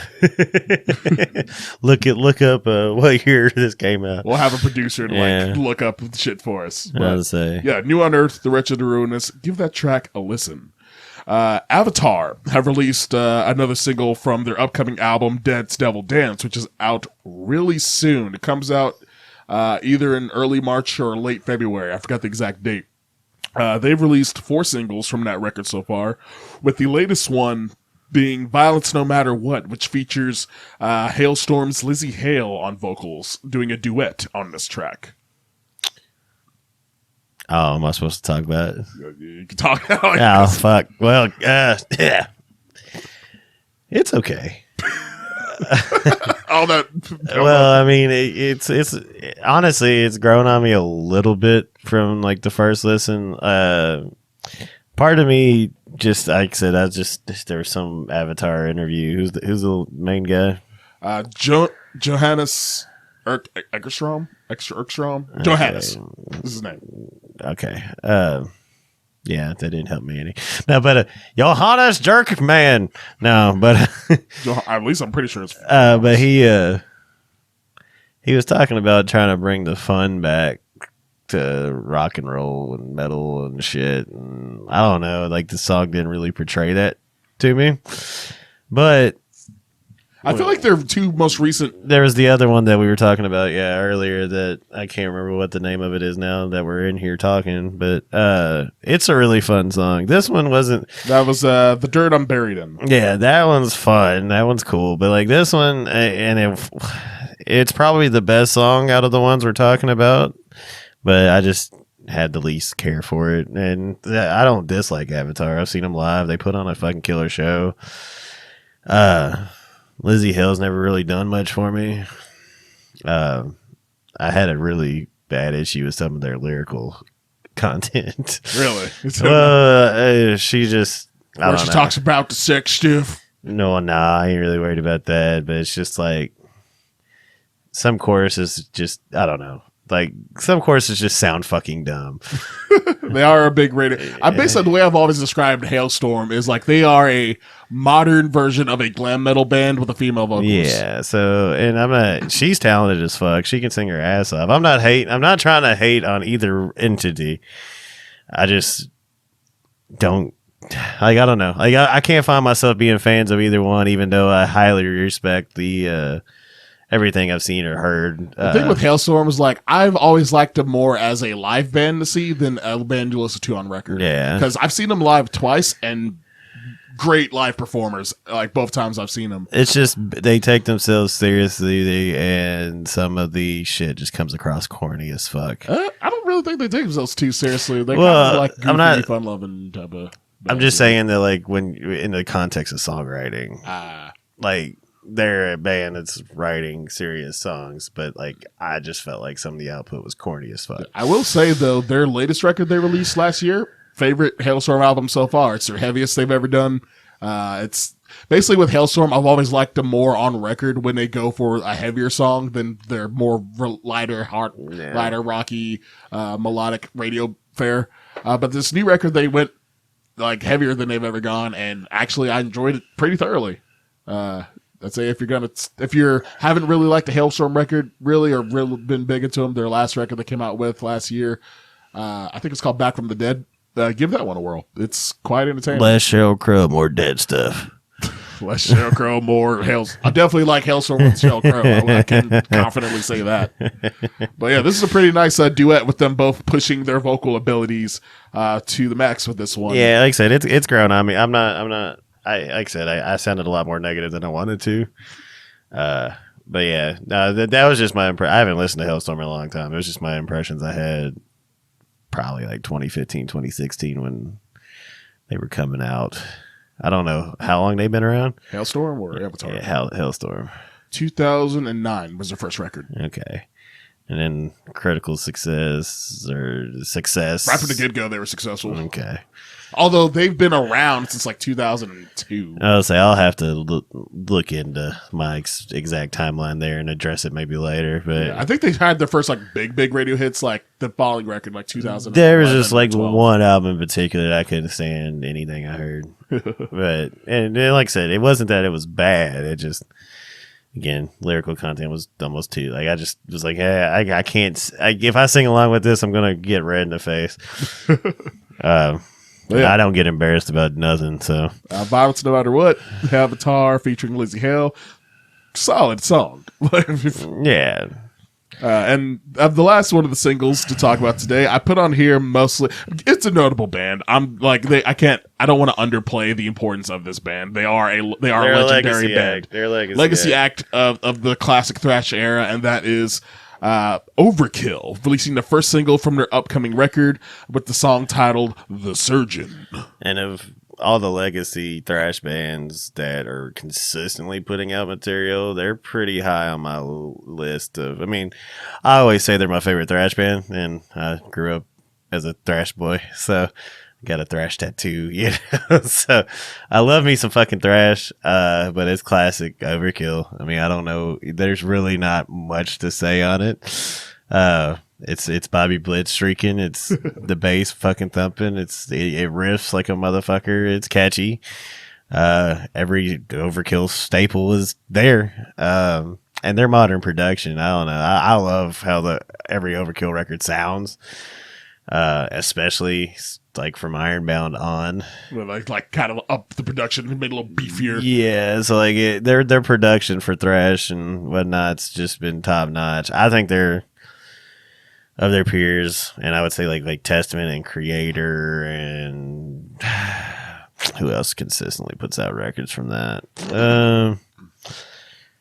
I mean, I don't know. Those kind of seem like the top. Exodus is. Well, they've had the whole gap with Gary Holt being in Slayer. So but like even then, I didn't like those records as like Testament's pretty consistent. Yeah, I didn't like the newest Exodus records as much as some, but I thought it was solid. It didn't blow me away like the last one did. I just think Overkill has consistently just been fucking good for I mean, their whole career, obviously, but like since they kind of resurged in America.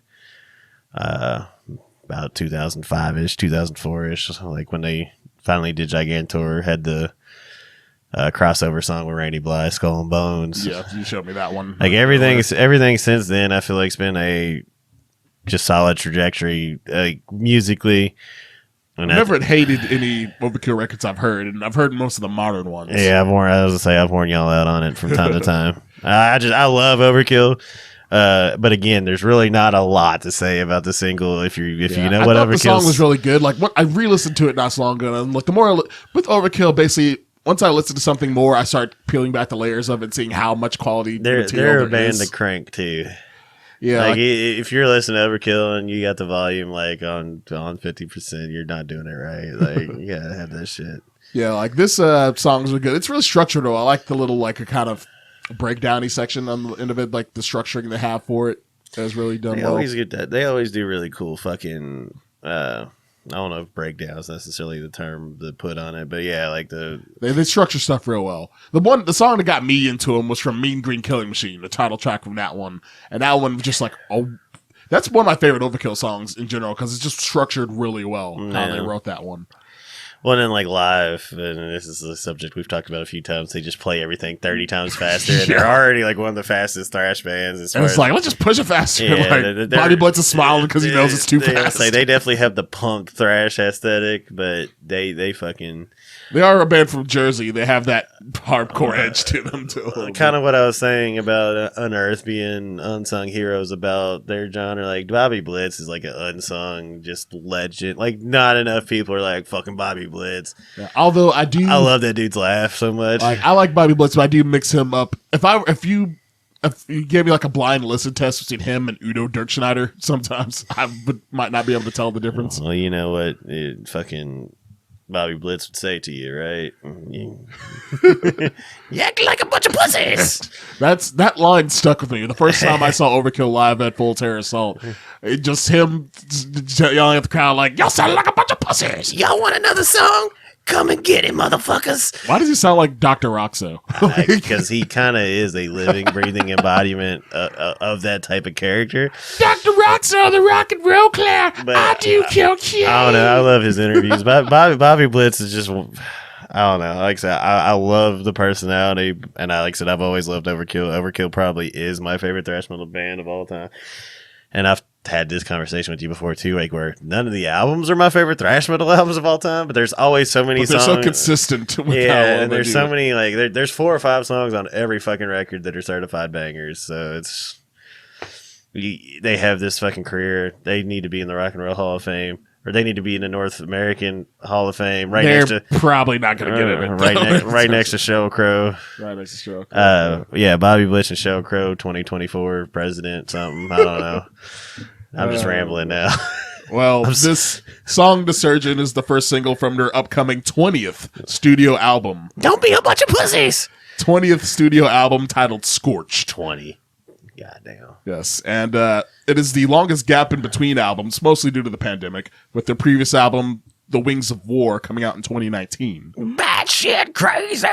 And the album will be released on April 14th, 2023, the same day as Metallica's 72 Seasons, for some reason. They're going to show them pussies.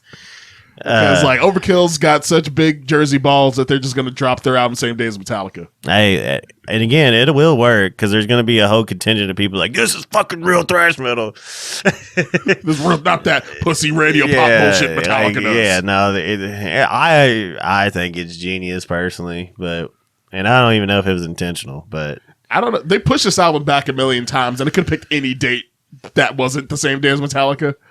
They might even change it possibly. I think it's a calculated move that seems pretty awesome to me. Like I said, they won't get as much attention, but the people that love Overkill will spout their love for Overkill in the face of Metallica putting out a underwhelming record. Spoiler alert. This could. Hey, that 72 Seasons Metallica record it's not going to be. I'll probably think it's good. Most other people probably think it's just bland, sucks, or something. It's the sonic equivalent of a flaccid dick. I don't know. I don't know. The second single didn't really strike me much, but Lux Eterna was good. I like that. That was cool. Sonic. I like the last record, Hardwired. That was dope. I dug it. Spit out the bone. Yeah. And the sighs are getting louder. Man. Well, that's the last of the singles to talk about. So let's say we kind of picked our favorites the last time. I'll just say that by default, I think Overkill wins. But I would say that probably my favorite of the four is probably the Slipknot single. I liked it. I think I have to agree that the Slipknot song, it's definitely the most interesting out of all these. Overkill for me personally, but out of the four, the Slipknot single's good. Like I said, I put the Avatar. I like when established bands are doing unexpected things that are good, and that's I always give points to that. And I'll put my turd for this punch bowl as Avatar Lizzie. And I'm not hating on it. I promise. I'll say out of these, I actually might agree with you honestly, because I do enjoy that song, but it's not one that I'm jumping to put on my playlist. Well, let's say I don't have much exposure to the other singles, but the ones that I heard I liked a little more than that one. So maybe that's it. I do like the Dance Devil Dance title track from Avatar. Yeah. That was an earlier single they put out. But that's it. There is the new releases just came out this past Friday on February 3rd. The biggest name out of all these would be the new record from the new wave of death metal band Sanguisugabogg with their album Homicidal Ecstasy out on Centuria Media Records. It's their second full album. I listened to it. It is what you expect from Sanguisugabogg. It is a solid album of slamming, brutal death metal, a caveman slamming death metal. There really is only so many brutal words in the dictionary. Because I just now remembered that, because I was like, did Dying Fetus have something in it? But no, it's Homicidal Retribution, ain't it? Yeah. Yeah. I think that's what that was. There's only so many fucking brutal words in the dictionary that I don't know. Carcass seems to find a lot of them. Yeah, it's just, and I enjoyed this release. I mean, I don't think they fucking innovated anything by any stretch of imagination, but it's a really good death metal record. I mean, I'm about it. Sanguisugabogg second record seems to be pretty popular amongst the fan base, getting a lot of good reviews from people. I enjoyed it. I think I still like their first record more. I can't remember the name of the first album, but I do know the lead song on it's called Dead as Shit, and I will always love that for a song title. As well as other big hits from that first record, like Dragged by a Truck and Gored in the Chest. My favorite title from this one's called Face Ripped Off, so yeah. I love their titling. What's the testicle one? It's scrotal. Was it Scrotal Torment? Testicular Torment? It was something along those lines. I can look it up real quick. There's only so many words in the dictionary. Because it was something along those lines of this new record. Tortured Whole. That was the first album titled. WHOLE. Don't get your mind out of the gutter. Oh, I was going to say, that poor boy. Testicular Rot. That was way worse than I thought it was, actually. Testicular Rot was out. I do like that song, Testicular Rot. I mean, I always have to figure out, like, what's inspiring these people. I really want to know, because, like, I heard an interview with the lead singer, Devin Swank. Devin Swank. Yeah, I think so. And he sounds like a very normal guy. I've been Facebook friends with him forever. Fucking, like, literally forever. I think I looked it up the other day. It was like 2013, 14 or whatever, because they're from Ohio. Yeah. Like, they're the state bordering us. I don't know Columbus. if he knows who the fuck I am at all, but probably. Like I said, I enjoy it. I'm one of those guys that, after I've heard so many brutal death metal things, that Necrosexual Deviant was one of the singles. Again, only so many words in the dictionary. The opening track, I was very fond of. Black Market Vasectomy. Yeah, that was another one that was like... Pissed, very simple one. Forget it. I don't know how much more I can say other than only so many Hungry words. for your insides. I do like the titles on the first one a little more, though. I feel like they had a little more creativity on the first album. Like I said, I say that I listened to it, I enjoyed it. Like I said, nothing particularly innovative or anything, but really good. Really good. Fans seem to like it. Really good natural production fucking metal. Yes. And one last thing to say on that, also from the first album, another favorite title of mine on there is Dick Fillet.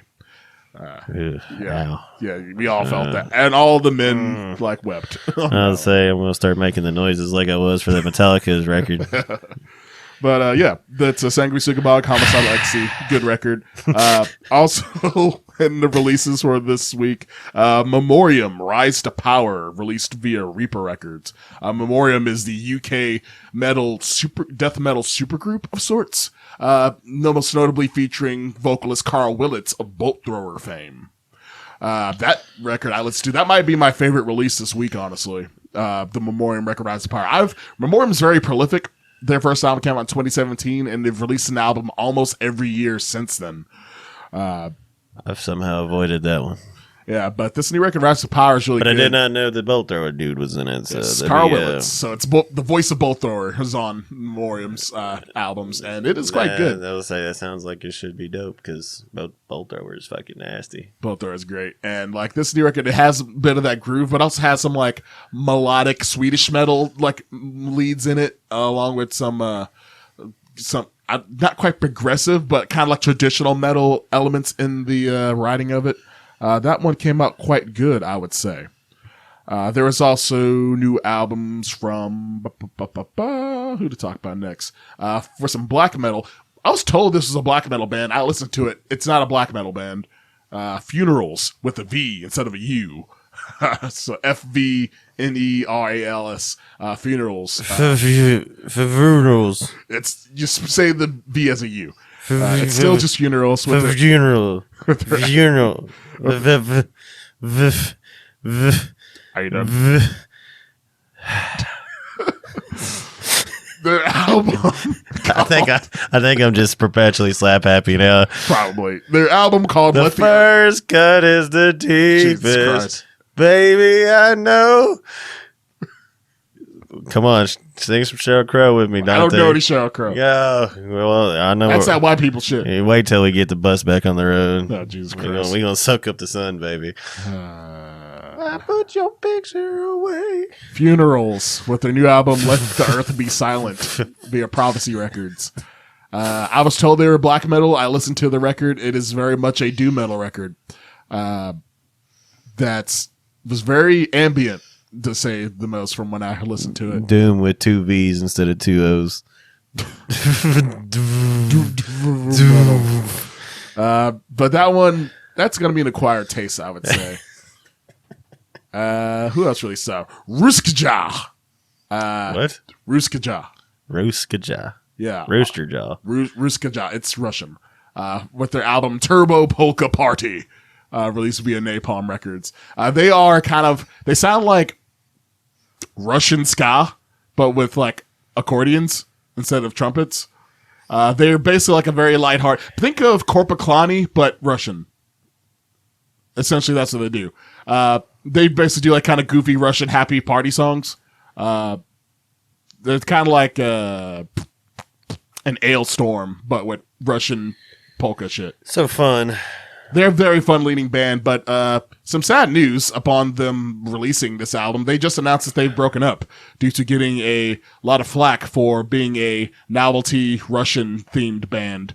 They've gotten a lot of hate with people because a lot of the songs are basically like have like a whole jokey Soviet Russia theme with their stuff, and they release like political songs against the war. They've been very vocal against the Russian-Ukraine war, against Russia and that, which the singer is from. They've had many calls for peace. They've tried to be adamant that they are not in support of what the Russian government is doing, but due to all the flack and the so they're getting flagged from like outside of Russia. Yeah, from outside of Russia, they're getting like flagged on stuff, and they decided to finally call it quits due to the ongoing backlash they've gotten for that's really unwarranted, honestly. Where they are not, they're just a fun party band that does jokey Russia stuff. They're not actually in support of what Russia is doing politically. Yeah, that seems very. Yeah, I don't know. That does seem weird. Because at first, when you started talking about it, I thought you meant that they were getting flack from Russia. Yeah, for making fun of Russia, like just music fans which is definitely and it's kind of sad because like I've heard of Ruskaja before, but this is the first full album I actually gave a listen to, and the album's quite like enjoyable. It's like very fun, lighthearted, like kind of like punky folk metal type deal. They have a guest spot from Benji Webby of Skindred on this thing, which is pretty dope. That was a very unexpected scream for the. No. I wouldn't recommend saying. Well, I can't say it. But... You can't say it. There was at a show that. I have when telling the story, but I'm not going to put it in podcast. Yeah. There was who was guessing with Disturbed? No, this was during the Skindred set when he did. I was during Skindred set. Yeah. This is Louder Than Life. Oh, it was Louder Than Life. Okay, he came out Louder Than Life. When he came out to the crowd, to get the crowd hyped up, Benji Webby, who is a black Welshman, said to the crowd, "Scream for the nigga." Which was and fucking 40,000 white people looked at each other like, it was like, are we supposed to scream? Do we do this now? And then he reiterated. They said like, I said, "Scream for the nigga," and then everybody went crazy. It worked. It fucking worked, but yeah. And now I've been tempted to do something similar for our shows, but I don't know if it would go over quite as well. I say do it. I mean, I have to say like, okay, who's gonna say anything to you about doing it? True, but it's, I don't know. Somebody might. They might start saying, "Oh, he said like a bunch of pussies." Somebody might say, "Like, oh, he said it," so now us white people can start saying it. No, you cannot. Don't start doing that. This is a wild tangent to go on. And then we're gonna kicked off fucking German festivals. That would be a very weird way to get kicked off of some German festivals. Well, yeah, Ruskaja. Give that a listen. Listen to it a lot because hopefully they'll come back and be a band again and not have to deal with all this bullshit. Rooting for you, Rooster Jaw. Ruskaja. I might be pronouncing that name wrong, by the way. I don't know if that's how you say it, but Ruskaja is what it looks like it's spelled. The last time I told you to spell something, I had no fucking idea. Turbo Polka Party is the album. Some other albums on this list I haven't really listened to much. Xandria with their album "The Wonder Still Awaiting" on Napalm Records.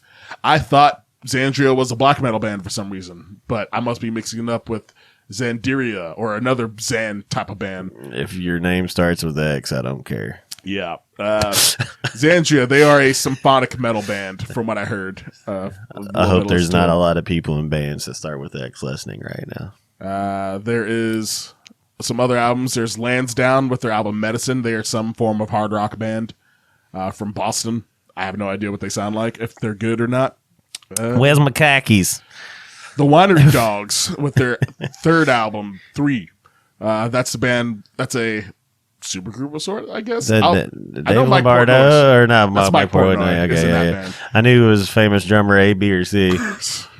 Like there's only 3 A, B's or. I mean, dude, you drummers are bastards and are in every band. Like, sorry, like there's like 4 of y'all. I know, and I hate every one of you. But Winery Dogs have released what I'm assuming is their third album since it's titled 3. And that's out on 3 Dog Recordings. 3? I haven't listened to any of these other ones on this list, but there is Mithridatum with their album Harrowing on Willowtip Records. And WUW? Woo? I feel like that stands for something, but it's... I think this episode's officially jumped the shark. It's capital W, lowercase u, capital W. We're literally just covering shit we can't pronounce now. And L'Orchestre is the name of the album. I miss talking about Rooster Jock or whatever. Rooster Jaw.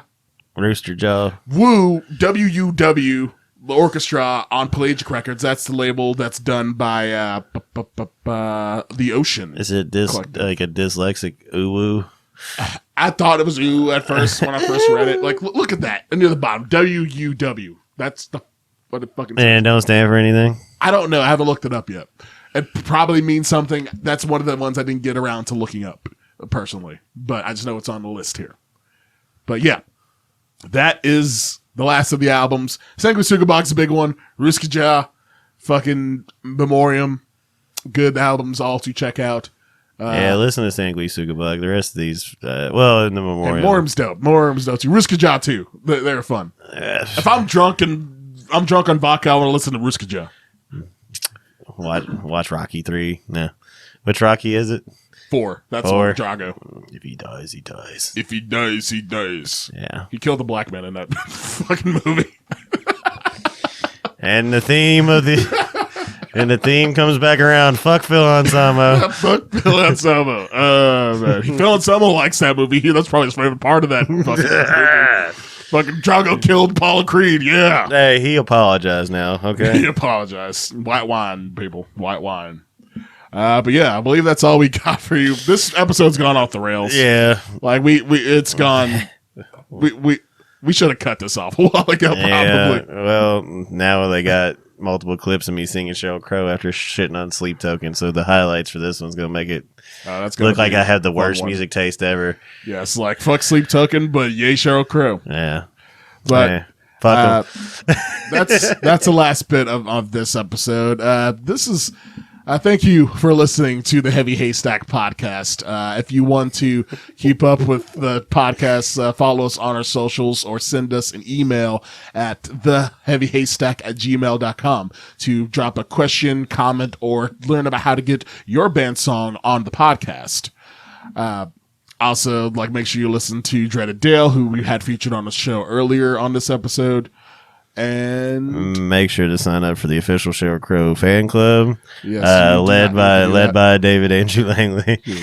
I will be posting the pictures posting the links later. And if we are consistent, there'll be another new episode out every Monday of the podcast you listen to. Make sure you give the podcast 5 stars on Apple Music or Spotify, wherever you are listening. And if it doesn't happen every Monday, fuck y'all, because we got lives too. We do have lives and we get very busy. We're gonna try our best. Episode is another album ranking episode you have to look forward to, where we'll be talking about thrash metal revivalist Municipal Waste and talking about each of our top 5 albums from the band. I love giving you just white noise just to be a dick. This is a holy team effort, David. I know. I mean, it's gonna fuck you up. Miss Waste is going to fuck you up. And it'll be a pretty simple episode compared to the Mastodon episode we've done previously. Because I've been vouching for this episode to be a little shorter. So. There's not going to be as much detail to go into for we got that some episode. Municipal Waste stories, but... Yes. But that involve me tripping balls. Oh, go figure. As if we needed more of those stories. I think I'm 4 for 4 on episodes about talking tripping. So well, you do happen to do a lot of tripping, David. Well... Subjective. I tell people about the Mountains of Metal, you doing 4 hits of acid then playing shirtless with a luchador mask on story a lot. And fantastically, may I add. You did 3 different bass solos before I started having to hit drums and say, hey, you got a song to play. You went into Moonlight Sonata on bass for the 3rd bass solo you were doing. Can you play Moonlight Sonata on bass? No. But I don't think the crowd needed a 3rd bass solo in a row. They were all about it. Anyway, they know me. These guys. Thank you for listening. Look forward to the next Municipal Waste album rank episode. And thank you for listening to Heavy Haystack Podcast and suffering through this episode of us being ridiculous. I think this is a great episode. So until next time, peace, love, music, and we shall see you all next. Fuck, I didn't do this a little better. See you all next time. Thanks for listening to the Heavy Haystack Podcast. Deuces.